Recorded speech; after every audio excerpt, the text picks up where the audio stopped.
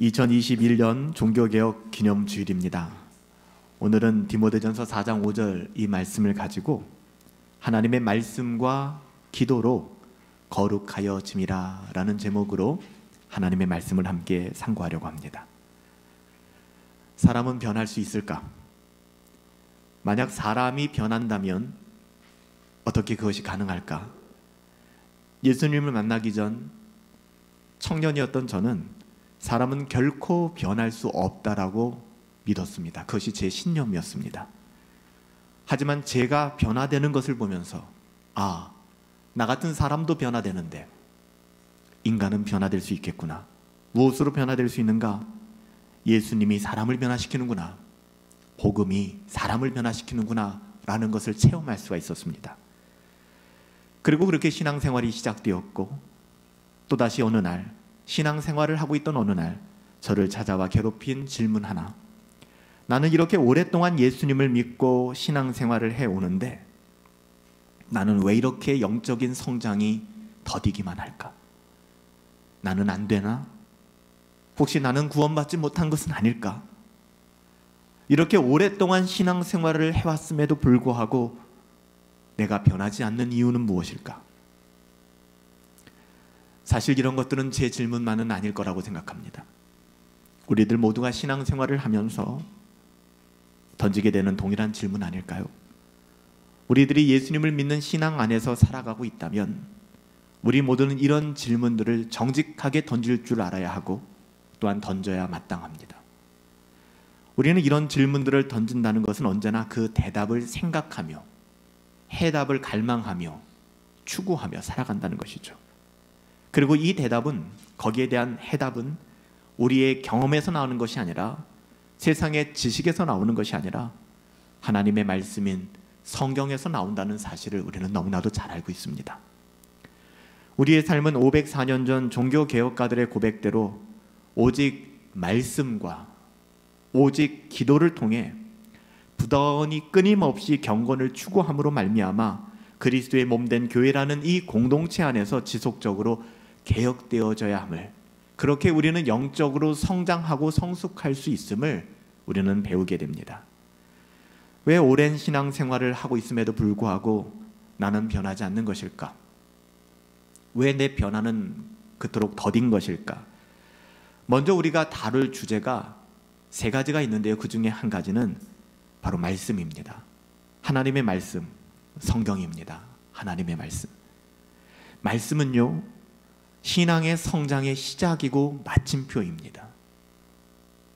여러분, 하나님의 말씀은 불 붙는 논리와 같고 하나님의 말씀이 여러분의 가슴에 불을 붙이는 것입니다. 인간의 어떠함이 아니에요. 설교자의 최소한의 도리는 여러분들에게 그 하나님의 말씀을 있는 그대로 증언하여 드리는 것입니다. 성령께서 이 말씀을 통하여 우리의 영혼을 몽둥이처럼 때리기도 하시고 때로는 물을 부으사 정결하게 깨끗하게 씻기도 하시고 우리의 신앙의 성장의 시작과 마침표가 있다면 그것은 말씀입니다. 말씀으로 우리는 거듭났잖아요. 목사의 설득으로 거듭난 것도 아니요 우리의 감정으로 거듭난 것도 아니잖아요. 우리가 하나님의 자녀된 것은 하나님의 말씀을 통하여 우리는 믿고 거듭났습니다. 또한 이 땅이 살기 힘들고 어렵지만 버겁지만 우리는 하나님의 말씀 때문에 거룩한 삶을 지향하기 시작해요. 말씀이 없다면 어떻게 거룩한 삶이 가능할까요? 말씀이 없다면, 하나님의 말씀인 성경이 없다면 우리의 신앙은 존재할 수도 없고 바르게 설 수 있는 모든 토대 또한 기반 또한 우리는 상실하게 될 것입니다. 그래서 사도 바울은 그의 사랑하는 믿음의 아들에게 편지하기를 하나님의 말씀과 하나님을 향한 기도로 네가 거룩하여진다. 우리가 열심으로 신앙생활을 한다 할지라도 거기에 하나님의 말씀이 없다면 우리의 신앙은 성장하지 않아요. 우리가 지난 사경회를 통하여 하나님의 자녀들 신자의 본질에 대해서 살펴보면서 어린아이와 같은 신앙이 어떤 것인지, 청년들의 신앙이 어떤 것인지, 영적인 아버지들의 신앙이 어떤 것인지, 이것은 이 땅에서의 나이가 아닙니다. 나이 60이 되고 70이 돼도 어린아이가 있을 수 있어요. 나이 10대여도 영적인 아비가 될 수 있습니다. 하나님의 말씀이 없는 시기, 느끼는 감정대로 신앙생활을 한다면 그것은 영적인 어린아이입니다. 하나님의 말씀을 붙잡아야 돼요. 하나님의 말씀인 성경은 하나님의 어떠하심, 내가 누구인가를 알려주신 유일한 통로입니다. 하나님 알기를 원하세요? 정말 하나님 알기를 원하세요? 성경을 연구하시고 묵상하세요.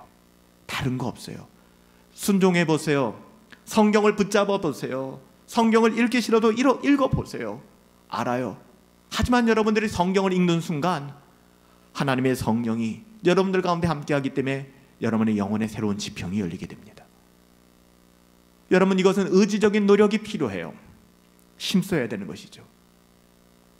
왜 나는 성장하지 않는가? 제 영혼을 돌아보았을 때, 말씀을 알지 못할 때, 그냥 처음 교회 생활하면서 친구들이 좋고 청년들이 좋고 그래서 신앙생활을 했을 때 저는 어린아이와 같은 신앙이었습니다. 하루에도 수십 번 천국과 지옥을 오가며 상한 마음을 가지고 쓸쓸히 빈들을 걸을 수밖에 없는 어린아이의 신앙이었어요. 그런데 어느 한순간 하나님의 말씀이 나를 지배하기 시작하고, 하나님의 말씀이 정말로 시편 기자의 고백처럼 꿀송이보다 달달하는 것을 경험하는 그 순간, 이제는 나의 어떠함으로 신앙생활을 하지 않더라고요. 하나님의 말씀을 붙잡고 살아가게 되는 것입니다. 하나님께서는 성경을 통하여 모든 것을 완성하셨어요, 여러분들. 그래서 목회자로 설교자로 부름받은 저는 제 마음속에 삶의 기준은 하나님의 말씀을 왜곡하지 말고 있는 그대로 전하기만 하자. 하나님의 말씀을 전할 때 이것이 나에게 은혜가 되고 성도들에게 은혜가 되겠구나. 말씀은 은혜이니까. 제가 목회자로서 여러분들에게 부탁드리고 싶은 것은, 여러분 성경을 읽어주세요. 정말로요. 제 설교도 경청해 주시고요. 거기서 머물지 마시고 빌어먹지 마시고요. 저한테 빌어먹지 마시고 깊은 곳에 물을 내리셔서 두레박을 내리셔서 길어 올리세요. 생수의 근원 되신 하나님과 그 파이프를 연결시키세요. 그것이 성경을 읽으시는 겁니다. 우리 교회에서는 맥체인 성경 읽기를 통해서 이 작업들을 하고 있어요. 함께 하시는 분들에게는 이런 은혜가 있을 것입니다. 매일매일 오늘 기분 좋았다고 많이 읽고 또 내일 덮어놓고가 아니라 중요한 것은 데일리. 그래서 하나님 만나를 그렇게 주셨잖아요. 매일매일 읽어주세요. 특별히 맥체인 성경 읽기를 신구약 나누어서 4장씩 정도 읽는데, 그렇게 한번 읽으시고 그 중에 한 장 정도는 조금 더 깊게 묵상을 해주시면 여러분 신앙생활에 유익이 있습니다. 이것은 하나님을 믿고 신앙생활을 하려는 사람들에게 가장 기본적인 거예요. 이 작업이 있어야 영적 성장이 일어납니다. 제 자신을 바라보면서 나는 왜 영적인 성장이 없지? 제가 느낀 결론은 거기였어요. 그 지점이었습니다. 내가 그냥 친구들이 좋고 제 20대를 바라보며 제 신앙이 어린아이에 머물 수밖에 없었던, 그래서 시험도 많이 들고요. 교회 내에서 맨날 수련회 가면 아프다는 핑계대고 빠져나갈 수밖에 없었던 이유가 그게 싫은 거예요. 내 안에 말씀이 없었기 때문에. 하나님께서도 광야길을 걷는 하나님의 자녀들에게 말씀하시기를, 사람이 떡으로만 사는 것이 아니다. 떡 필요합니다. 의식주 필요하죠. 이 땅을 살아가면서 우리가 거듭났다고 해서 하나님께서 우리 지금도 세상 우리가 식사가 아니라 다른 걸 먹고 사는 게 아니잖아요. 사람이 떡으로 사는 거 중요합니다. 하지만 사람이 떡으로만 사는 것이 아니라 하나님의 입에서 나오는, 야훼 하나님의 입에서 나오는 모든 말씀으로 사는 줄을 너희가 알지 못하느냐. 이것을 알게 하기 위해서 내가 너희를 광야길에 밀어 넣었다는 겁니다. 여러분 힘든 삶의 자리에 있어요? 하나님과 너무 멀리 계십니까? 나에게 자괴감이 느껴지고 힘들고 어려운 상황이 있어요? 여러분 그 삶의 자리에도 하나님이 함께 하십니다. 하나님이 왜 우리를 이 자리로 밀어넣는 것일까? 망하게 하기 위한 것이 아니에요.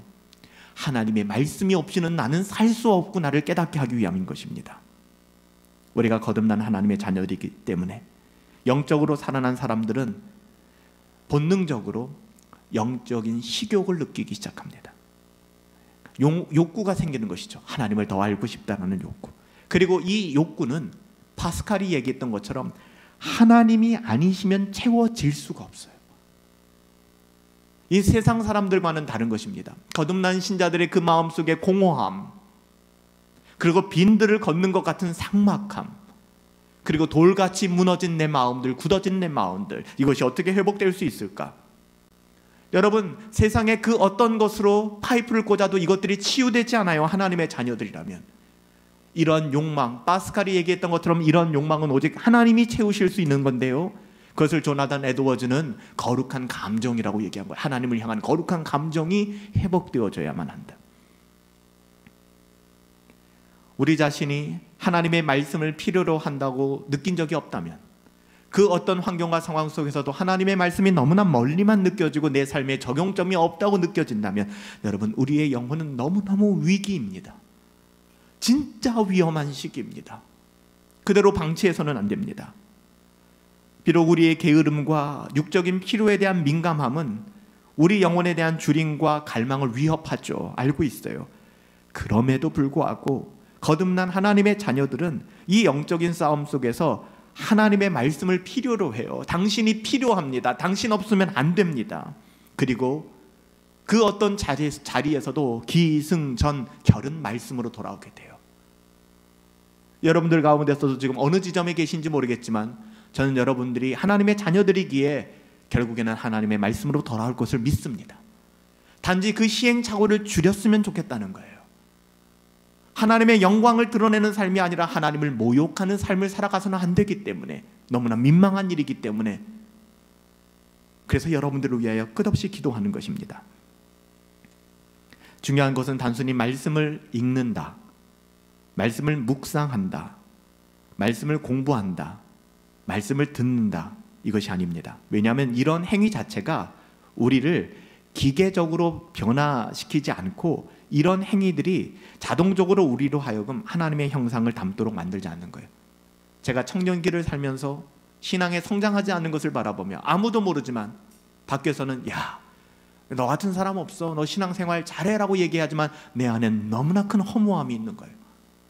영훈 형제를 보면 오, 하나님의 평강이 느껴져, 진짜 당신같이 신앙생활 하는 사람 못 봤어라는 얘기를 간혹 들을지 모르겠지만, 여전히 나는 나 자신을 알고 있기 때문에 수많은 죄성과 싸우고 위선과 싸우는 내 모습들, 늘 기계적으로 큐티를 나누고 섬기는 교회에서 큐티 활동을 하고 입만 열면 성경에 대한 이야기를 하지만 내 영혼은 주님의 형상을 닮아가지 않는데, 아, 이게 가능하구나, 이런 일들이 가능하구나. 하나님의 말씀은 은혜의 수단으로 우리에게 주어진 거예요. 여러분, 어떻게 하면 하나님의 말씀을 단순한 그런 행위, 의무, 기계적으로 대하는 것이 아니라, 그래서 영적인 아비들은 뭐라고 배웠어요? 그 말씀만을 사랑하는 것이 아니라 그 말씀 뒤에 계신 하나님을 바라보기 시작해요. 청년기에는 그 말씀이 좋아서 움직였다면, 영적인 아비가 되어서는 그 말씀 건너편에 계신, 그 말씀을 계시하신 하나님을 사랑하게 되는 단계에 이르게 되는 거예요.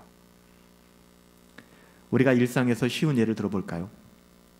우리가 우리의 자녀들을 섬기면서 때로는 아이들이 커가면서 때때로 밥을 먹이는 게 굉장히 힘든, 그러니까 식탁에서 전쟁터죠. 아이들에게 밥을 먹이는 것이 힘든 경우가 있어요. 왜 그럴까요? 한마디로 단정 지을 수는 없습니다. 여러 가지 사례가 있을 수 있겠지만 솔직히 근본적인 것은 대개 배가 고프지 않기 때문에 그래요. 배가 고프지 않기 때문에, 먹는 것에 대한 욕구가 없기 때문이죠. 저는 우리 역사에서 우리 권사님들, 대부분 권사님들이 그래도 조금 비슷한 시기라고 생각하는데, 솔직히 우리 교회에서는 이 시기를 살아가신 분들이 많지는 않으실 거예요. 배고팠던 시절이 있습니다. 정말 힘들고 어려웠던 시기가 있죠. 그때도 과연 아이들 밥 먹이기가 힘들었을까? 부모들은 아이가 배고프지 않아도 밥때가 되면 밥을 먹이려고 합니다. 며칠간 굶길 수는 없겠지만 만일 아이들이 배가 고프면, 정말 배가 고프다면 밥을 먹이기가 어렵지 않을 겁니다. 저는 이것을 영적으로 한번 적용해 보았어요. 영적으로 허기를 느끼지 않는다면 우리는 아무것도 먹으려 하지 않을 것입니다. 제가 목회자로서 교회를 섬기고 영혼들을 섬기면서 부딪히는 문제들, 그리고 질문들, 난감함, 그렇지만 해결한 문제가 여기에요. 왜 변화되지 않을까? 제가 변화시키는 게 아니죠. 저라는 한 사람을 통하여 하나님의 말씀이 주어지는데 왜 변화되지 않을까? 이 변화가 왜 이렇게 느릴까? 먹으려 하지 않기 때문입니다. 자기의 잔을 비우려 하지 않는 것입니다. 먹는다고 하더라도 그것을 충분히 맛보지 못하는 상황이죠. 이런 상황이 은혜를 받지 못한다는 겁니다. 내가 왜 은혜를 받지 못할까? 바로 여기에 있는 거예요. 저도 청년 때 나는 왜 은혜를 받지 못하지?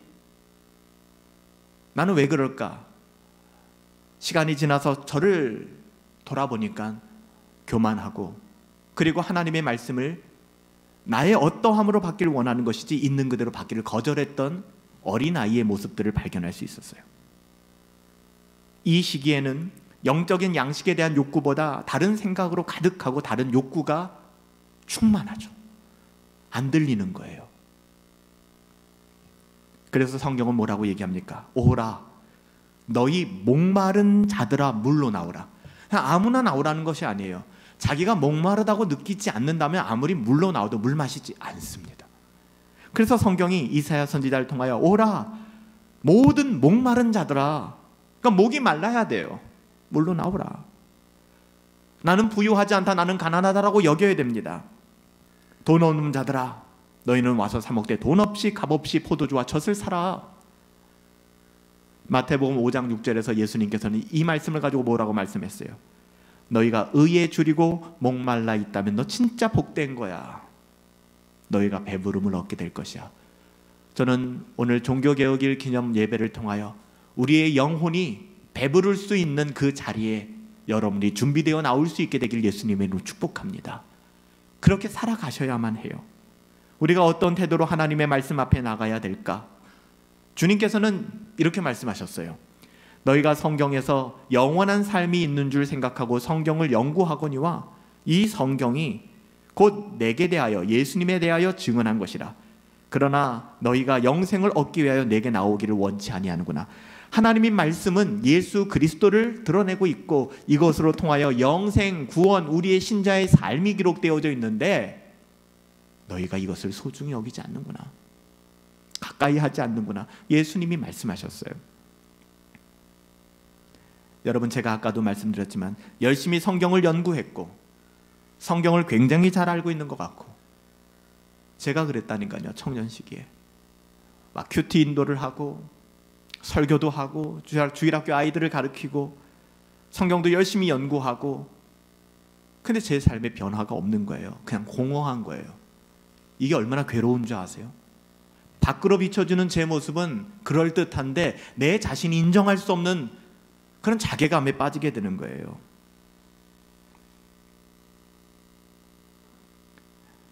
오늘 요한복음에서 이야기했던 것처럼 너희가 성경을 연구하고 여러 가지를 공부하지만 결국에는 내 영혼이 그냥 거기에 머물 뿐 그 성경을 우리에게 주신 하나님의 뜻을 헤아리거나 하나님의 자녀다운 삶이 무엇인지에 대해서 무지했던 것이죠. 주님께로 나가지 않는 거예요. 더 가까이 가진 않는 것입니다. 주님과 거리 두기를 하는 것이죠.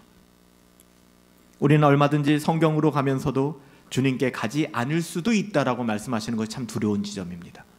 우리 교회가 개혁신앙을 이야기하고 파이브솔라를 얘기하고 튤립을 얘기하지만 그것과 주님이 전혀 원하시지 않는 길로 갈 수 있다는 것이, 여러분, 이것이 공포스러운 거예요.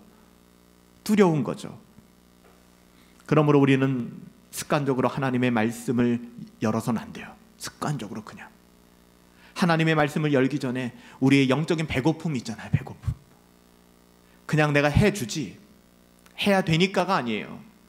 여러분, 그렇게라도 시작하세요. 하지만 거기에 머물러서는 안 된다는 말씀입니다. 나에게는 영적인 배고픔이 있나? 목마름이 있나?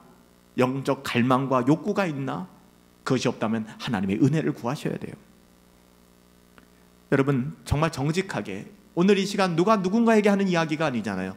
하나님 앞에서 내 영혼을 돌아보아 우리들의 상태가 정말 영적인 허기와 영적인 갈증을 도무지 느끼지 않는다면, 여러분, 하나님 앞에 나 좀 불쌍히 여겨주세요. 하나님, 다른 사람들이 볼 때는 괜찮게 사는 것 같지만 너무 불쌍하잖아요. 하나님, 이렇게 살면 안 되잖아요. 나를 좀 불쌍히 여겨주세요. 내게 이런 영적 허기와 갈급함을 좀 주세요. 내 안에 모든 우상들을 좀 다 제거해 주세요, 하나님. 여러분, 이렇게 매달리셔야 돼요, 하나님 앞에. 그러므로 말미암아 오직 말씀을 통해서 주님께로 더 가까이 갈 수 있어야 돼요. 이것이 우리의 영적 생명을 유지하게 할 뿐만 아니라 우리의 신앙의 성숙함을 향해 나가게 하는 결정적인 열쇠입니다. 하나님의 말씀으로 여러분 시작하셔야 돼요. 다시 시작하셔야 돼요. 두 번째 단계는 기도입니다. 꼭 이것이 논리적인 순서가 아니라 둘 다 중요합니다. 우리가 신앙의 성장과 개혁을 위해서 생각할 주제가 기도예요. 하나님의 말씀과 기도로 거룩하여집니다. 말씀은 기도와 함께 반드시 짝을 이루게 되어 있습니다. 야긴과 보아스예요. 두 개의 기둥 가운데 하나가 무너지면 남은 기둥이 온전하다 할지라도 우리의 영적 성장을 이룰 수 없습니다. 말씀엔 강하고 기도엔 약하다 불가능합니다. 기도에는 강한데 말씀엔 약하다 불가능합니다. 그 건물은 무너지게 되어 있습니다. 기도 없는 말씀은 우리를 교만하게 할 것입니다. 자기의 지식을 자랑할 것입니다. 기도는 하나님의 말씀을 제대로 소화시켜 줄 수 있는 기능을 합니다. 기도 없이 하나님의 말씀을 제대로 소화할 수 있는 능력을 가진 영혼은 없어요, 여러분들. 여러분, 말씀 열심히 공부하면서 기도를 멈춰보세요. 그 사람은 곧바로 교만해집니다. 자기 교리를 자랑하게 되고 자기 어떠함을 자랑하게 되고 이렇게 빠집니다. 반대로 말씀 없이 기도만 해보세요. 신비주의에 빠집니다. 그래서 이것을 같이 가야 되는 거예요. 기도는 단순히 우리가 원하는 것을 하나님의 도움을 얻어내는, 누누이 말씀드리지만 알라딘의 요술램프의 지니와 같은, 도깨비 방망이 같은 이것이 아니지 않습니까? 하나님의 말씀 없이 홀로 서는 기도 역시 우리의 신앙을 올바르게 지탱해 줄 수 없을 뿐만 아니라 우리를 신앙의 성숙으로 인도하지 않아요. 이 두 개는 동전의 양면과 같아요. 말씀과 기도. 여기서 여러분, 이 밸런스, 균형, 기도와 말씀이라는 이 균형은 절대적으로 중요합니다. 기도는 하나님의 말씀에 이끌려야 할 뿐만 아니라 하나님의 말씀이 우리의 기도의 숨결 속에 흘러가야 됩니다. 저는 목회자로서 여러분들에게 하나님의 뜻이 무엇인지 설교를 통해서 전해드릴 수 있죠. 그렇게 하고 있습니다. 복음의 가치가 무엇인지를 분별할 수 있도록 여러분들에게 매주 또 새벽마다 여러분들에게 말씀을 전해드리고 있습니다. 하지만 제가 여러분들이 그런 삶에 순종하여 자원함으로 실천하게 만들 수 있는 능력은 제게 없어요. 저는 그런 능력이 없습니다. 제가 오늘 이 시간에도 말씀뿐만 아니라 기도를 말씀드리며 기도의 중요성, 기도는 너무너무 소중한 거라고 그 소중함을 알려드릴 수는 있지만 여러분들로 하여금 기도하도록, 여러분들의 기도에 무릎이 꿇어질 수 있도록 할 수 있는 능력은 제게 없습니다. 여러분들과 하나님과의 관계예요. 여러분을 기도의 골방으로 강제로 밀어넣을 수 있을까요? 그 불가능합니다. 제가 할 수 있는 것은 기도할 수 있는 자리를 마련해드리고, 성경을 읽을 수 있는 자리를 마련해드리고, 언제든 돌아올 수 있는 자리를 마련해드리는 것뿐이지 그 이상 할 수 있는 것은 제 능력이 아니더라고요. 이게 목회자의 자괴감입니다. 왜 안 될까? 안 되죠. 제 힘으로는 될 수 있는 게 아니더라고요. 이 자괴감에서 벗어나기 위해서 목회자들이 다른 것을 잡기 시작하는 거예요. 프로그램을 잡아보고 사람들이 좋아할 만한 것들을 행해보고, 그때부터 교회는 타락하기 시작하는 겁니다. 우리는 오직 말씀과 기도예요. 하지만 그럼에도 불구하고 제게 있는 한 가지 소망은, 하나님, 제가 전하고 가르치는 이 하나님의 말씀이 성령 하나님의 역사하심으로 말미암아 우리들의 심령에 불을 붙이고 배고프고 목마름에 정말 상한 영혼들이 하나님으로 말미암아 충만함을 누릴 수 있는 그런 통로가 되었으면 좋겠습니다. 하나님, 저를 사용하여 주십시오. 제 육신의 건강이 허락할 때까지, 대연수가 이 땅에서 차기까지 하나님, 이런 은혜의 통로가 되기를 원합니다. 하나님께서 여러분의 심령에 이런 은혜를 허락하셔서 여러분의 심령이 가난해지고 여러분의 영혼이 하나님을 만나러 골방으로 들어가고 싶은 욕구 있잖아요. 기도하고 싶어 죽겠다. 나 기도하고 싶다. 여러분, 그럴 때 있지 않으세요? 가끔 잠자리에 누울 때 기도하고 싶다. 가끔 새벽에 눈을 떠서 나 기도하고 싶다.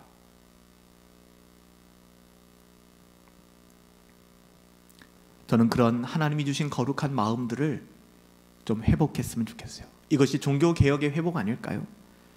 여러분이 설교와 가르침을 통해서 깨달은 모든 말씀이 전 여러분의 기도 속에 녹아졌으면 좋겠어요. 여러분의 말씀을 통하여, 하나님의 말씀을 통하여 깨달은 은혜가 여러분을 더 깊은 기도의 자리로, 기도의 무릎이 꿇어질 수 있는, 그래서 저는 좀 패스해버리고, 목회자는 스킵해버리고, 하나님과 여러분들 사이에, 목회자는 여러분들을 그 자리로 인도하는 사람일 뿐입니다. 더 깊은, 제가 하나님을 만나는 것처럼 여러분들도 하나님을 만나시고 하나님의 그 깊고 오묘함을 경험할 수만 있다면, 그게 우리의 삶의 신앙의 개혁 아니겠습니까? 개혁된 교회는 날마다 말씀으로 개혁된다는 의미가 바로 그거잖아요. 지식을 자랑하고, 파이브 솔라 아닌 교회를 비난하고, 튤립이 아닌 교단과 교리를 비난하고, 이런 데 에너지 쏟지 마세요. 그들은 그들의 길을 갈 겁니다. 우리는 우리의 길을 가면 되는 것입니다. 복음의 빛을 비추면서.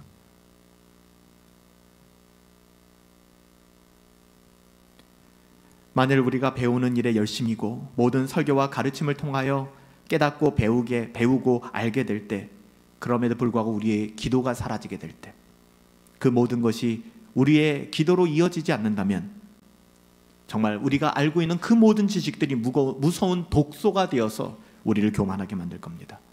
여러분, 교만은 하나님의 자녀들을 죽여요. 제일 무서운 겁니다.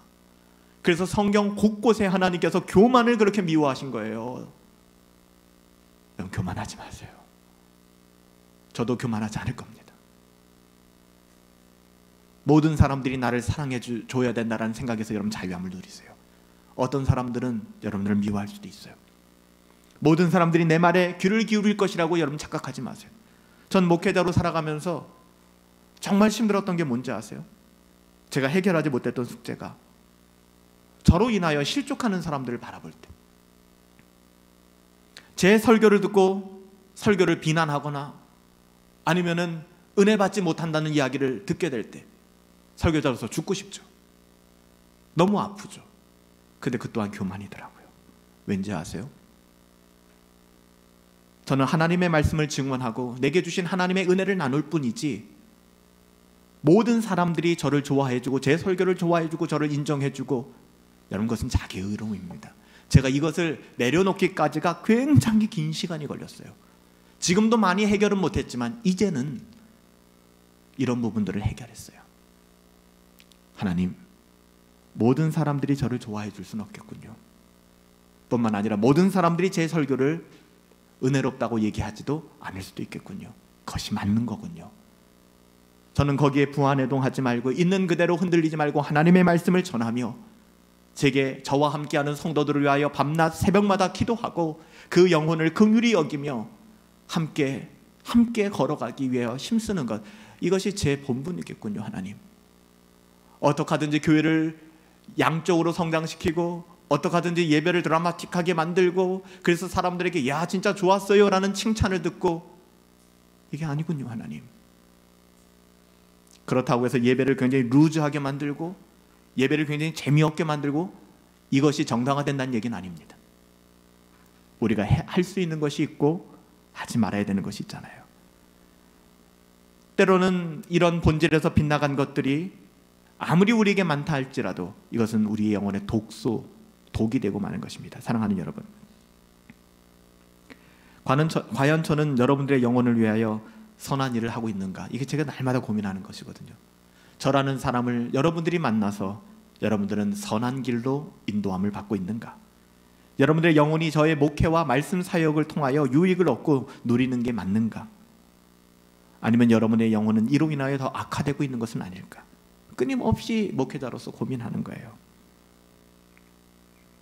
하지만 모든 신앙의 위인들의 고백처럼 기도는, 저도 기도함으로 말미암아 이것을 해결하는 것이죠. 신앙생활에서 가장 어렵고 힘든 일이지만 하나님의 축복의 통로인 것을 알고 있기 때문에 기도할 때 나의 교만이 깨지더라고요. 사람인데 왜 힘들지 않겠습니까?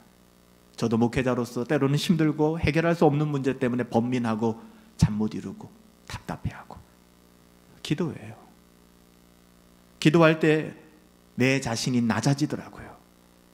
우리의 고든 목이, 나의 고든 목이 꺾여버리더라고요.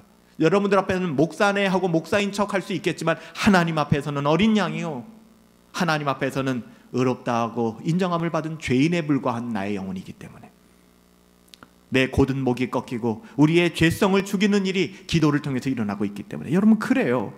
우리가 기도할 때 우리는 우리 자신을 부인할 수 있어요.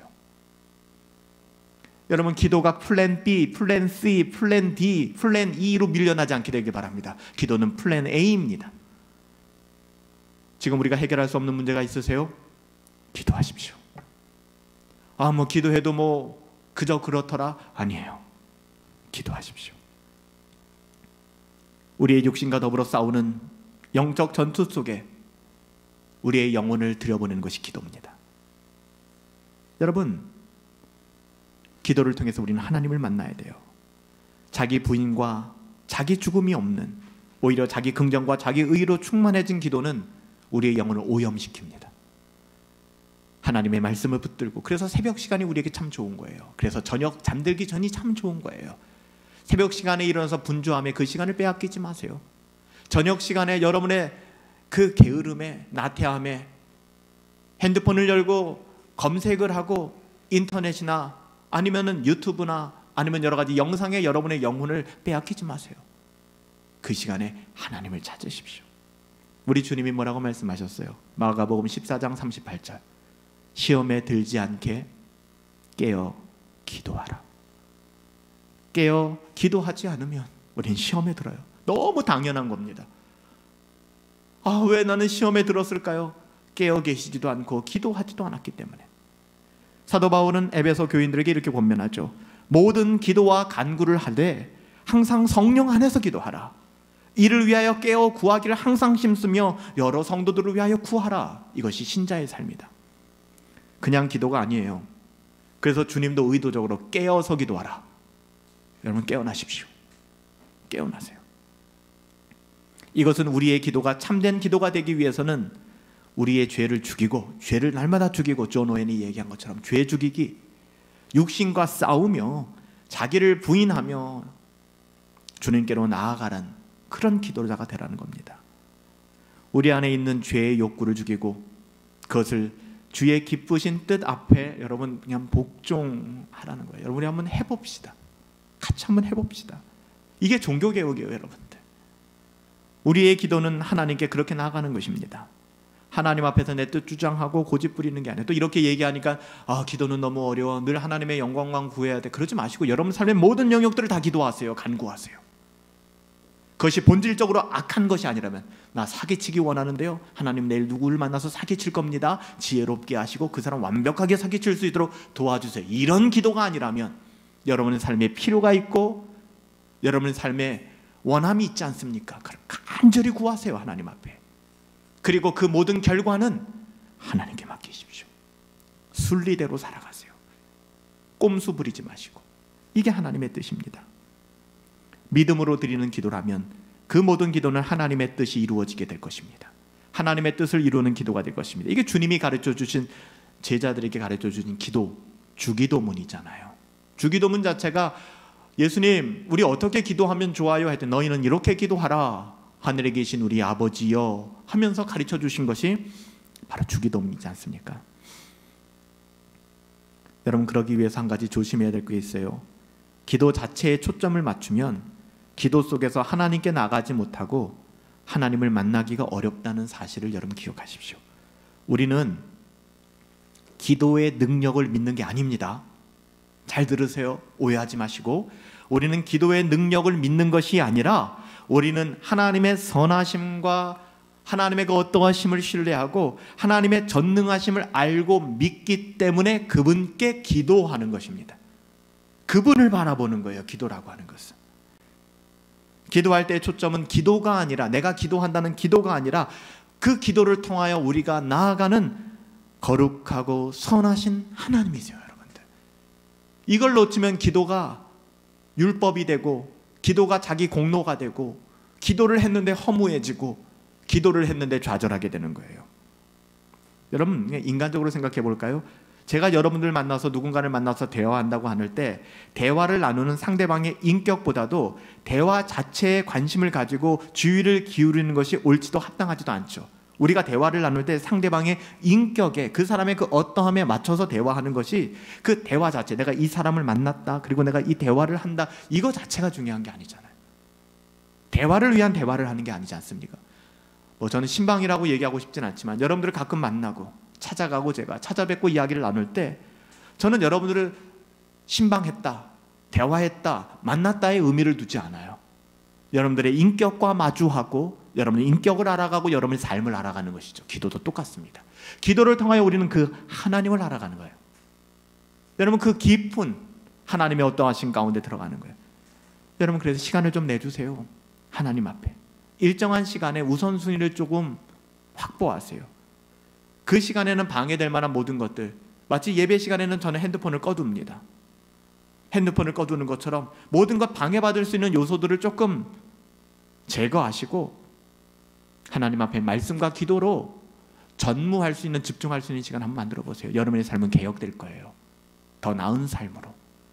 나는 왜 변화되지 않지? 라는 올무에 빠지지 않을 겁니다. 이건 제가 여러분 할 수 있는 게 아니라 하나님이 그렇게 하실 겁니다. 여러분의 삶에. 여러분들이 용기를 좀 내주세요. 그래서 제가 여러분들에게 새벽마다 하나님 우리에게 용기를 주세요라고 말하는 게, 그렇게 살 수 있는 용기를 좀 주셨으면 좋겠어요. 말씀과 기도. 마지막 한 가지만 더 이야기할게요. 그 말씀과 기도.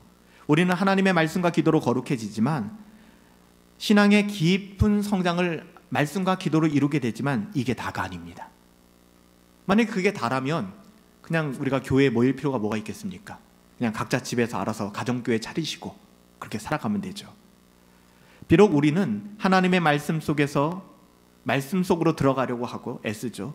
날마다 말씀을 읽고 모든 예배에 참석하고 하나님의 말씀을 듣고, 여러분 좀 그러고 있지 않습니까? 사경에도 열심히 참여해 주시고 새벽 경건에도 열심히 해주시고 맥체인 성경도 읽어주시고 열심히 하고 계시잖아요. 여러분이 주어진 만큼의 삶 속에서 열심히 하잖아요. 그럼에도 불구하고 은혜를 받지 못할 수 있을까? 있어요. 은혜를 받지 못할 수 있습니다. 사실 이때가 가장 위험한 건데요. 여러분이 이 자리에서 벗어나 은혜를 받으려고 애씀에도 불구하고 여러분의 심령은 계속해서 혹은 오랫동안 영적 배고픔과 목마름을 느끼지 못하고 도리어 마음의 은혜에서 멀어지는 돌같이 굳어진 날들을 경험하기도 합니다. 이게 참 힘든 시기거든요. 신앙생활할 때 답답하고요. 기도해요. 기도하죠. 해야 된다는 것도 알아요. 오늘 목사님이 저렇게 말씀하시니까 그래, 한번 기도로, 말씀으로 내 삶을 개혁해보리라. 집에 가서 기도해보는데 1분도 집중이 안 돼요. 그러신 분들 계시죠. 1분도 집중이 안 돼요. 기도하다 보면 자꾸 딴 생각 들고 영적 어두운 밤을, 침체를 경험하게 되는 거예요. 그렇다면 우리는 어떻게 할 수 있을까요? 여러분, 말씀을 보려고 해도 마찬가지죠. 나 혼자의 의지로는 잘 안 돼요. 작심삼일이 진짜 나에 대한 꼬리표죠. 안 되는 거예요. 여러분, 여기에 공동체의 중요성이 있는 겁니다. 여러분은 어떻게 생각하실지 모르겠지만 교회의 중요성이 있는 것입니다. 여러분, 인간은 물론 우리가 세상적으로 그런 걸 이루는 분들도 계시겠지만 절대 혼자서 신앙생활을 할 수 있지 않습니다. 인간은 불가능합니다. 불가능해요. 여러분, 철로 역정을 걸어갈 때 존 버년이 의도적으로 처음부터 크리스찬과 믿음이 동행하고, 믿음이 허영의 시장에서 순교하니까 허영의 시장에서 회심한 소망이 같이 이후에 친구가 되어서 길을 걸어갑니다. 한순간도 크리스찬 혼자 길을 걸은 적이 없습니다. 함께 걸어가는 거예요. 여러분, 철로 역정은 우리들의 마지막 목적지가 있지 않습니까? 천성문까지 우리는 걸어가는 사람들인데요, 절대로 혼자 걸어가는 길이 아닙니다. 성령을 따라 행하는 길이기도 하지만 동시에 믿음의 지체들, 동역자들, 동반자들 함께 걸어가는 여정입니다. 여러분, 결코 우리는 신앙을 혼자서 마감할 수가 없어요. 그래서 하나님께서는 이걸 알고 계세요. 함께 간다는 것은 여러분 어떠세요? 개인 성향상 전 알고 있어요. 여러분들, 저도 그렇거든요. 때로는 함께 간다는 것이 때로는 혹은 어떤 사람들에게 굉장히 불편한 일일 수도 있습니다. 나는 혼자 하는 게 제 스타일이에요. 같이 하는 게 싫어요. 여러분, 이것은요 그저 교회에서 그냥 이름 정도만 알고 일주일에 한 번 만나서 가볍게 반가운 인사 나누는, 여러분, 교회는 그런 관계를 지향하지 않습니다. 교회는 하나님의 가족이고 우리는 가족으로서 서로를 향하여 의무와 책임을 성경은 끊임없이 우리에게 요구하고 있다는 사실을 여러분 기억하셔야 돼요. 이건 해도 되고 안 해도 되는 게 아닙니다. 그래서 칼빈은 교회를 신자에게 있어서 어머니의 품과 같다라고 얘기한 거예요. 여러분, 교회가. 물론 우리는 교회 안에서 서로 다름을 인정합니다. 여러분들과 제가 성향이 다르고 여러분 옆에 계신 앞뒤에 계신 분들과 여러분들이 성향과 기질이 다릅니다. 그로 인해서 또한 영적인 성장의 차이에 의해서 서로 부딪히기도 하고 상처받기도 합니다. 교회에서는 영적인 어른도 있지만 정말 아무도 감당할 수 없는 어린 아이도 있고 또 미숙한 사람들도 있기 때문에 교회는 그렇게 평탄한 곳이 아닙니다. 교회는 천국이 아니에요. 지옥 같아요. 너무너무 힘들죠. 그래서 우리가 날마다 기도하고 꿈꾸는 것은 하나님 교회 안에 영적인 어른들, 아비들이 늘어갔으면 좋겠습니다. 그래야 교회가 든든해지는 것이거든요. 이게 우리 교회의 숙제이기도 합니다. 그러나 하루아침에 이루어지는 일이 아니죠. 저는 우리 교회의 교제, 성도의 교제죠. 이 교제가 그냥 형식적인 교제가 되지 않았으면 좋겠어요. 여러분들이 사적으로도 만나고 이제는 순모임도 다시 시작하고 할 텐데 이 모임이 그냥 형식적인 모임이 되지 않았으면 좋겠습니다.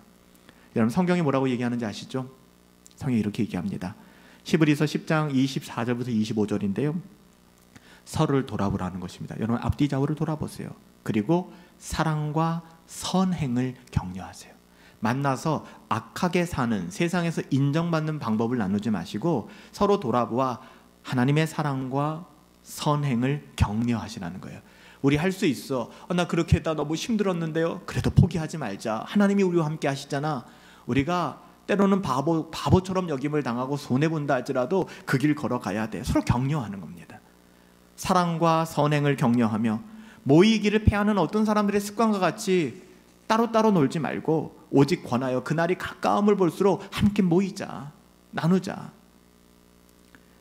여러분의 가족 중에 누가 심각하게 방황하고 있고 또 그 가족의 지체 중에 누군가가 망가지고 있음에도 불구하고 나 몰라라 할 수 있는 부모님이 있겠습니까? 형제 자매가 있겠어요? 불가능하죠.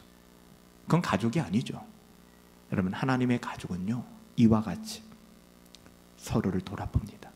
개인적으로는 말씀과 기도로 거룩해지지만 혼자서가 독불장군이 아니라 공동체 안에서 더불어 서로를 돌아보고 선행을 격려하며 혹시 누가 은혜를 받지 못하고 있는가? 누가 예배를 못 나오고 있는가? 누가 표정이 좀 굳어 있는가? 누가 말하는 걸 보면 약간 세상적인 가치에 물들어 있는가? 이걸 우리는 끊임없이 살펴야 합니다.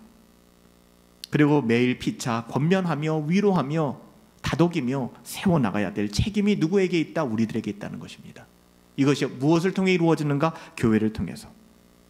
죄의 유혹은 놀라울 정도로 무섭고 어느 때라도 우리를 무너뜨리기에 충분하기 때문에 우리는 그것을 경계해야 되는 것이죠.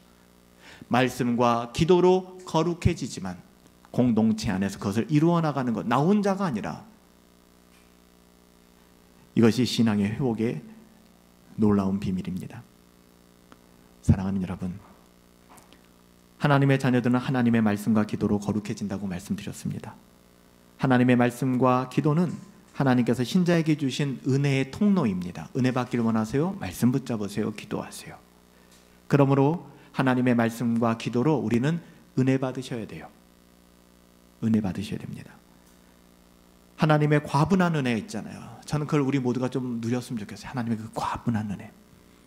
이 은혜가 우리들을 그리스도를 닮은 사람으로 빚어가는 거 아니겠습니까? 내 영혼을. 은혜 받지 못할 때 하나님의 은혜로 가득 채워진 공동체는 여러분을 다시 하나님의 은혜의 자리로 들어오도록 붙잡아주고 격려해주고 그 은혜를 흘려버릴 거예요. 그래서 저는 이곳에 함께하지 못한 분들, 또 은혜 밖에 있다 여겨지는 분들이 이곳에 모인 여러분들로 말미암아 여러분들을 통해서 그 은혜를 누릴 수 있었으면 좋겠어요. 내가 돌아가야겠구나. 사랑하는 여러분, 오늘이라고 일컫는 동안에 은혜를 받지 못하고 살아가지 않도록 조심하세요. 내일은 우리의 시간이 아닙니다. 오늘 지금 이 순간 나는 은혜 받지 못하고 살고 있어. 이건 너무 비참한 거잖아요. 그렇지 않도록 조심하세요. 배고프고 목마른 심정으로 하나님의 은혜를 구하며 우리 주 예수 그리스도께 나가십시다. 그리고 주의 약속대로 채워주시고 배부르게 하시며 가란 내 심령에 은혜의 단비를 주실 것을 여러분 기대합시다. 저는 그런 마음으로 우리 모두가 주님께 나갈 수 있다면 이 종교개혁 기념일에 정말 그 의미가 우리에게 회복되지 않을까. 오라 너희 목마른 자들아 물로 나오라. 돈 자도 오라. 내가 와서 값 없이 돈 없이 포도주와 젖을 사라. 하나님께로 더 가까이 나와 말씀과 기도로 공동체 안에서 하나님의 은혜를 누릴 수 있는 저와 여러분들 되시기를 예수님의 이름으로 축복합니다. 기도하겠습니다. 살아계신 아버지 하나님, 오늘은 종교개혁 기념일입니다. 우리가 함께 기도하며 나누었던 그 고백처럼 주님께서 신자들의 삶 전체가 회개의 삶이 되길 원하시는데, 오늘날 우리들은 오직 믿음, 오직 은혜 이런 이야기는 하지만 정작 회개 없는 구원, 회개가 사라진 삶으로 우리의 삶을 살아내고 있지는 않은지 다시 한번 돌아보게 됩니다. 힘으로도 안 됩니다. 능력으로도 안 됩니다. 오직 여호와의 신이 우리 가운데 임할 때, 오직 말씀과 기도를 통하여 나 혼자는 넘어지기 쉬워요. 공동체, 주의 몸된 교회를 통하여 우리의 신앙이 회복되게 하시고, 코로나19가 이제는 거의 막바지로 다다르면서 이제는 위드 코로나 이야기가 나오고 있고, 당장 내일부터는 위드 코로나로 전환되게 됩니다. 우리의 사회의 일상은 회복될지 모르겠지만 그동안 1년 9개월 동안 멀어진 우리의 신앙은 어떠한지, 내 영혼은 어디에 있는지, 아담아 네가 어디 있느냐라고 묻는 그 질문에 하나님께서는 내 이름을 부르십니다. 네가 지금 어디 있느냐? 이것만 볼 수 있다 그러면 돌아갈 수 있습니다. 바라보게 하시고 하나님의 은혜 가운데 말씀과 기도와 교회를 통하여 우리의 신앙을 다잡고 회복되어질 수 있도록 하나님이 은혜를 더하여 주시옵소서. 하나님이 함께하여 주실 것을 믿고 감사하오며 존귀하신 예수님의 이름으로 기도하옵나이다. 아멘.